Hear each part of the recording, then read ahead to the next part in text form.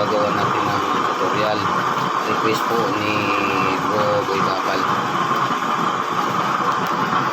Gagawa natin yan para kung gustong sino mag DIY, alam na nila.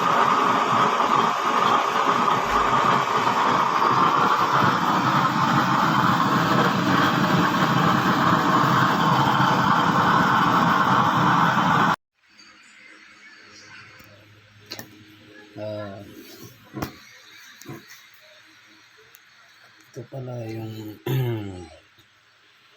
mushroom type na tutorial ko na burner, nozzle burner niya. Mula dito bali 100 mm yung taas niya, tapos yung pinaka mushroom niya ay 50 mm, tapos 30 mm yung ano niya length, ang width niya 50, tapos 16 holes dito na 1.5, tapos distansya ako dito ng 10 mm, nagbutas ako ng 4 na 1.5, din mula dito distansya ng 20 mm ang distansya niya, 4 na butas 1.5, dito 20 is 20 mm ulit, 8 butas, yung 4 na butas na pataas 2.0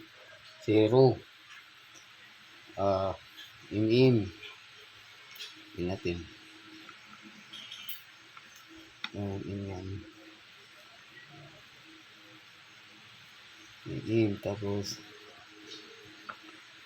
yung 4 naman sa baba, pababa, yun ang 2.5 oil distractor dito, at taas ang butas, tapos pababa oil distractor. Yan ang pinaka ano niya, yan ang burner na ginagamit ko ngayon. Kung sinong may gustong DIY, pwedeng kopyahin yan, makatulong man lang. Salamat.